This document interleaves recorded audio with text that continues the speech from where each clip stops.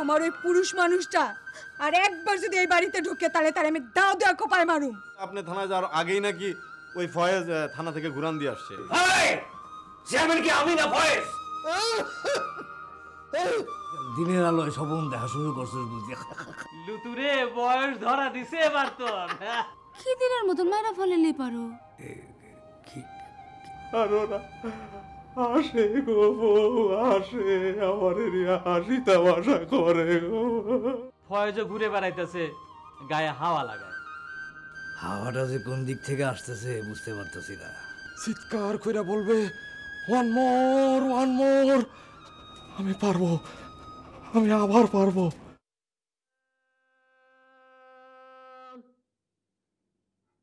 حي على الصلاة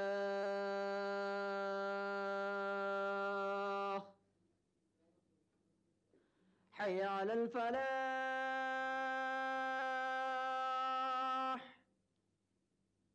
حي على الفلاح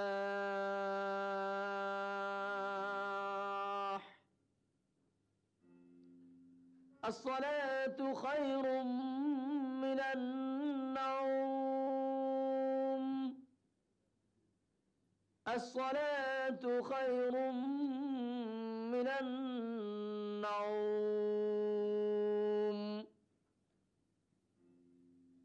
الله أكبر الله أكبر لا إله إلا الله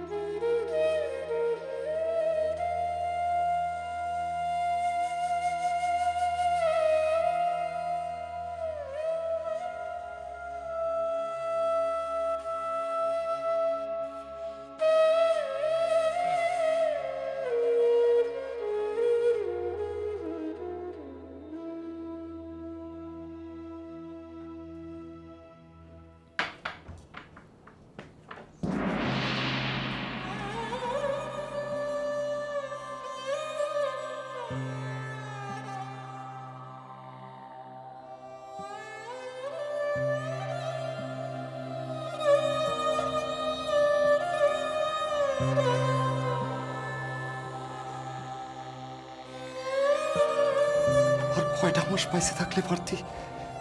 চেয়ারম্যানের সাথে পাকা কথা হয়েছে, এবার অনেক বড় করে আয়োজন। ভাবছি নতুন একটা ফাঁসি কিনবো, নতুন একটা ফাঁসি কেনা দরকার।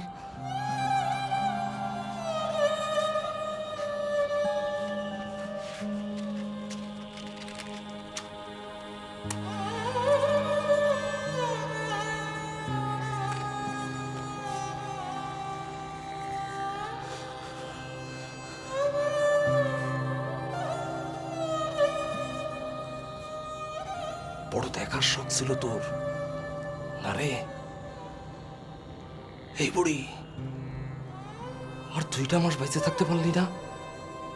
মাত্র 2টো মাসে এই বুড়ি।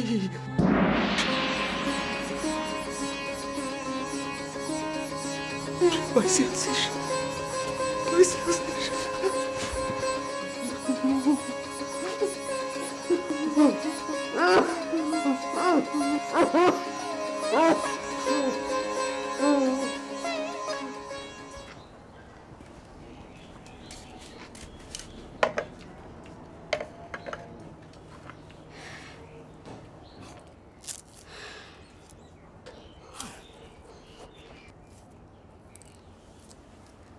আজ বুঝে তোমার সারাদিন বাইরে বাইরে কাম।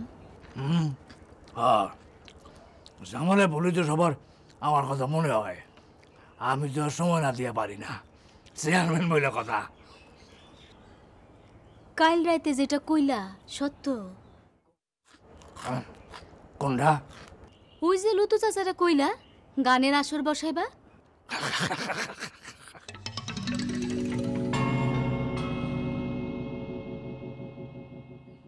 কও না যে কিছু। লুতুর বউটা মরছে না বাইচা আছে, এটা খবর নেওয়ার কাম। মরলে পরে এতক্ষণে আইসা তোমার সামনে হাত পাইতা দাঁড়াইতো। চেনা আছে আমার সবাই রে। দাফন কাফনের টাকাটাও তোমার পকেট থেকে বাইর করতে চায়।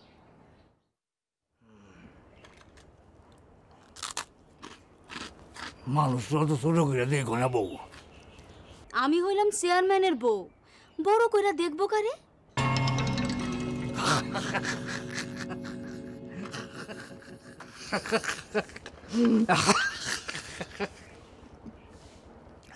তুমি বড় করে দেখনের মানুষ পাও না। আর ওদিকে ফয়েজ রাস্তা খুঁজে কেমনে আমারই ছোট করণ যায়। দুনিয়াটা বড় বিচিত্র বউ, এই ফিল্ম সিনেমার মতো এত সহজ না।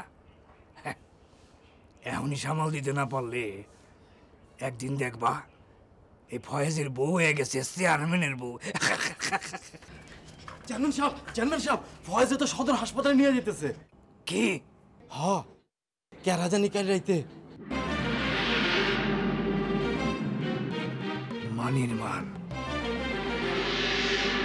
চল তাড়াতাড়ি যাই দিব। ও বউ, কোটটা দাও।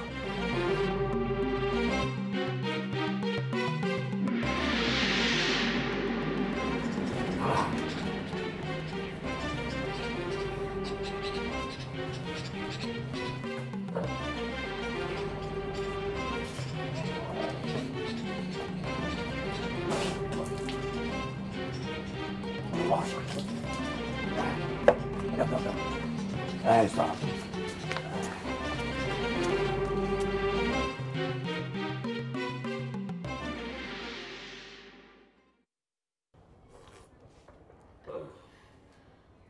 আপনার এই খবরটা কে দিল?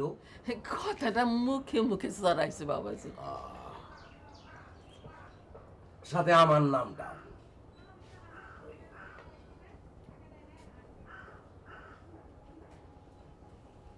বুঝতে পারি, একদম যে বুঝতে পারি না তা তো না। কি বুঝছো বাবাজি?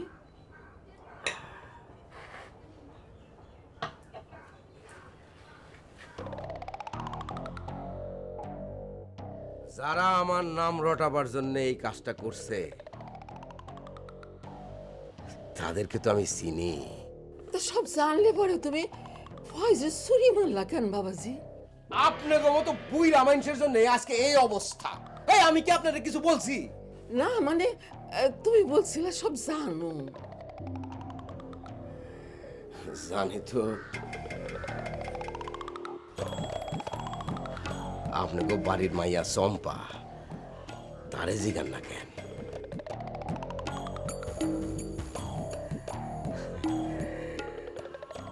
বুঝছেন চাচি, দুইজনে মিল্লা ঘরের মধ্যে বৃন্দাবন সাজাইতে চাইছিল। আমার হাতে ধরা পড়ে গেছে। এখন আমার শত্রু না বানাইলে কি চলে?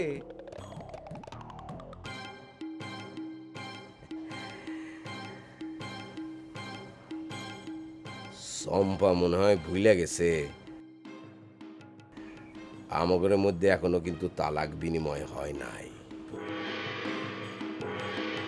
তাই সাহসটা একটু বেশি দেখায় ফেলছে।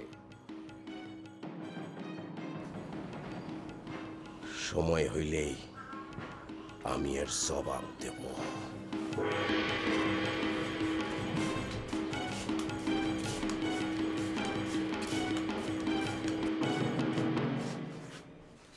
কি রে চম্পা, তুই সব জানতি? মেজবার মতো শয়তান মানুষের এক কথায় তোমার এত বিশ্বাস? আমি কইতেছিলাম উল্টা ভাইবা দেখো চাচি, ফয়েজ রে মারনের পর হাত ধোয়ানের লেগা আমারে টানতেছে মেজবা। ও তাও তো হইতে পারে।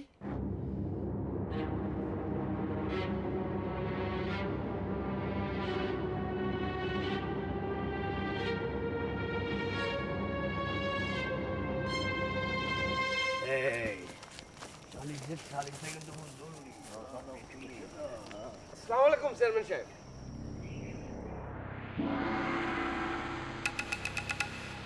কেডারে তুই? আমি মেজবা, ওই যে সেদিন আপনার বাড়িতে গেলাম। জুতোই মুখ লম্বা করে ফেলাম। মেজবা হওয়ার কষ ভাই হও, কত কত মানুষ তো রোজ আমার বাড়িতে যায়, চেয়ারম্যান বলে কথা। না মানে আমি বলতেছিলাম কি, চেয়ারম্যান সাহেব, এ হইল গিয়ে আমাকে খিদিরের মেয়ে জামাই। ও তাই বলো, চম্পার জামাই। তো কবে আসলা বাবাজি? তোমার শ্বশুরের জন্য সারাক্ষণ আমার মনটা খালি চনচন করে। তা বাবা একবার বাড়িতে আসো, এখন তো একটা সালিশে যাইতেছি, কথা বলার কোনো টাইম নাই। আমার একটা ছোট্ট কথা বলার ছিল। এই তো বাবাজি, এটা বেজারে ফেলাই দিলা। দেন চেয়ারম্যান সাহেব দেন, খিদিরের মেয়ের জামাই তো আমাদেরই মেয়ের জামাই, দেন একটু কথা কইতে চাই, দেন। আচ্ছা বলো। আমি বলতে চাচ্ছিলাম যে ফয়েজ আর আমার বউ চম্পা মিলা আমার নামে গ্রামের নানা রকম উল্টাপাল্টা কথা রটাইতেছে। আমি নাকি কাল রাইতে ফয়েজদের চাক্কু মেরেছি।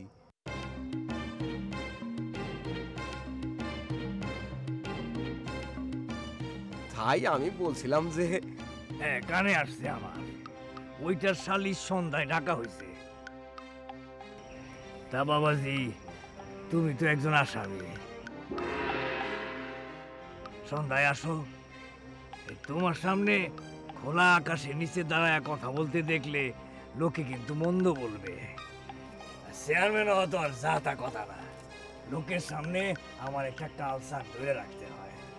এই চলো তোমরা, চলো চলো।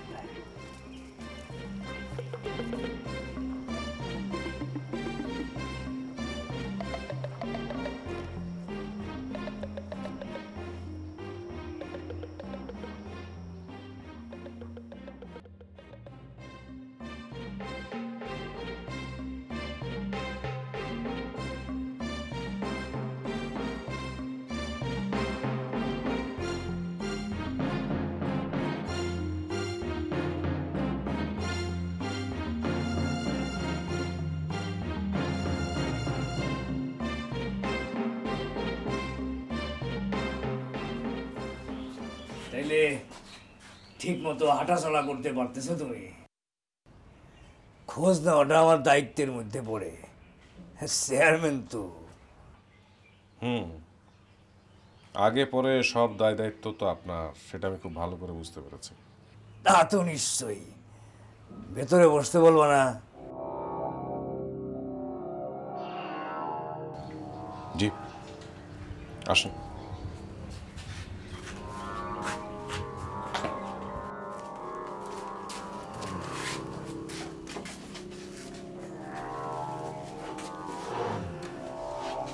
বলেন চেয়ারম্যান সাহেব, আপনার জন্য আমি কি করতে পারি? কি আর করবা, রোগী মানুষ, বিছানায় শুয়ে থাকো।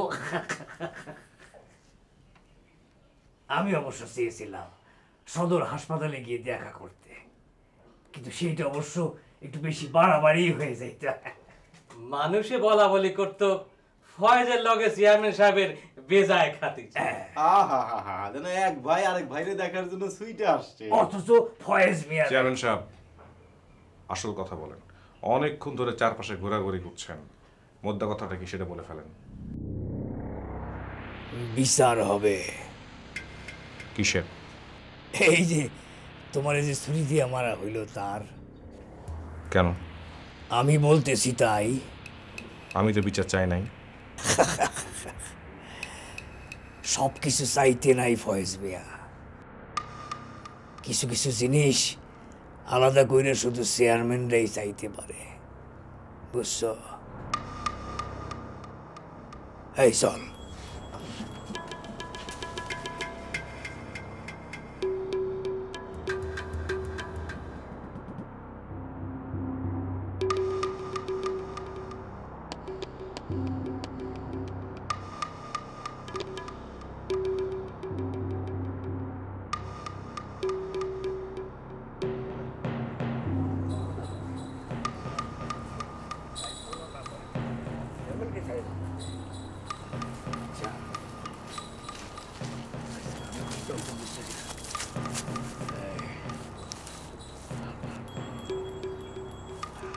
চেয়ারম্যান সাহেব, এইবার কোন দিকে যাইবেন?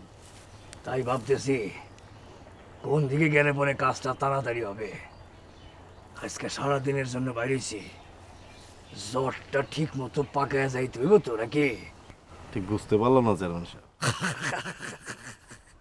আরে বুঝতে পারলে তো তোরাই আমার আগে আগে হাঁটতি, আমি হাঁটতাম তোকে পিছে পিছে নাকি? জি। ফয়েজের তেজটা কিন্তু এখনো কমে নাই। দেখে তো তাই মনে হইল। কি করণ যায় ঠিক বুঝতে পারতেছি না চেয়ারম্যান সাহেব। মানুষের চরিত্র হইল নাজুক জিনিস, একবার নইরা চইরা গেলে খুব ঝামেলা আছে।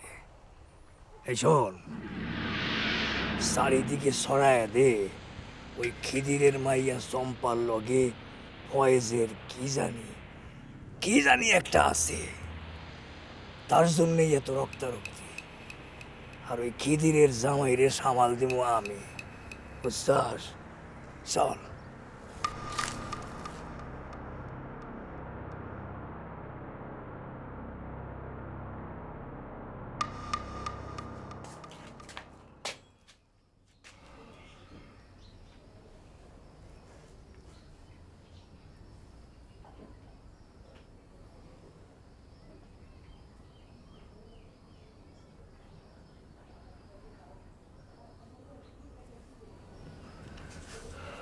তোরা কি কিছু বলবি? ফয়েজ ভাই, কামটা ঠিক করল না। চেয়ারম্যান তোমার ঘরে এসে তোমার এত বড় বড় কথা শোনাইলো। বড় মানুষ বড় কথা তো বলবেই। এটা বড় বেশি ভালো মানুষের কথা হইল। দেখ, আমরা তো সবসময় ভালো মানুষ হতে চেয়েছি, তাই না রে? তার মানে সবকিছু জানি নাও তুমি চেয়ারম্যানরা কিছু বললা না? থানার দারোগার সঙ্গে কথা কইলে পারো।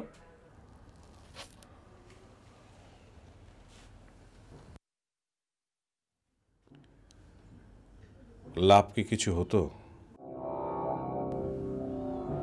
চেয়ারম্যান বড় শক্ত জিনিস, তারে ভাঙতে হলে বারবার আমাদেরকে মার খেতে হবে, মুখ বুজে সবকিছু সহ্য করতে হবে। তারপর একদিন আমরা পারবো নিশ্চয়ই। আমরাও আছি তোমার সাথে ফয়েজ ভাই। জানি খুব শীঘ্রই চেয়ারম্যান আর একটা কিছু করবে। এইবার তার কোনো লাভ হয় নাই, সুদে আসলে সেটা তুলতে হবে না।